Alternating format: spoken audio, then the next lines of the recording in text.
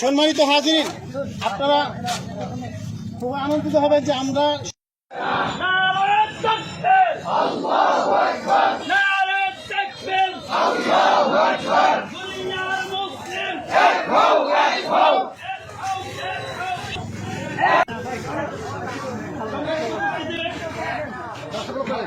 ইসলামের পক্ষে আপনাদের সর্বোচ্চ শক্তি তারা তাকবীর দিয়েছেন।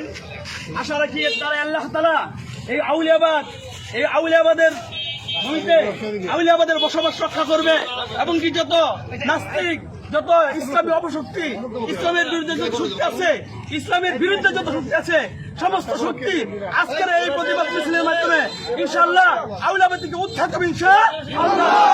এই পর্যায়ে আমাদের সামনে সংক্ষিপ্ত কিছু আলোচনা আসছেন মুফতি মোহাম্মদ সেলিম আহমদ সাহেব।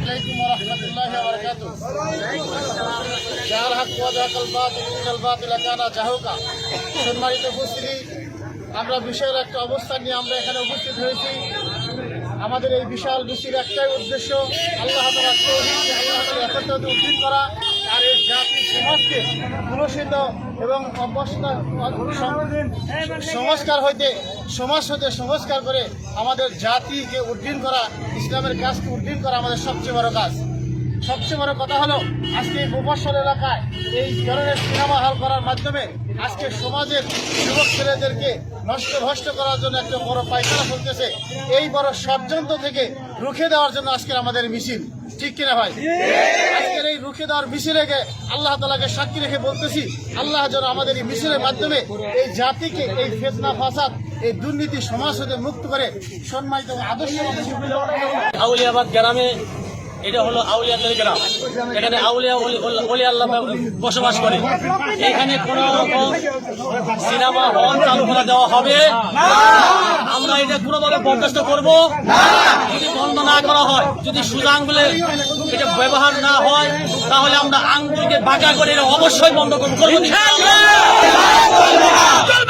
চলবে না। আউলিয়াবাদে এতক্ষণ মুসলমান থাকবে আর ও বেন্ডিং লাগবে অশ্লীলতার পক্ষে আমরা কখনোই বরদাস্ত করবো না।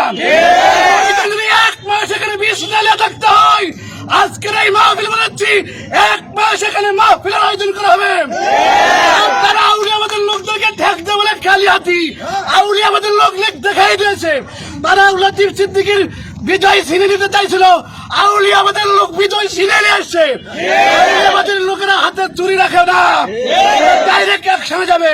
আল্লাহ রাব্বুল আলামিন আমাদের সবাইকে এই পাক পবিত্রময় জমিতে কোন অশ্লীলতার পক্ষে যেন আমরা না দাঁড়াই, পক্ষে দাঁড়াতে পারি।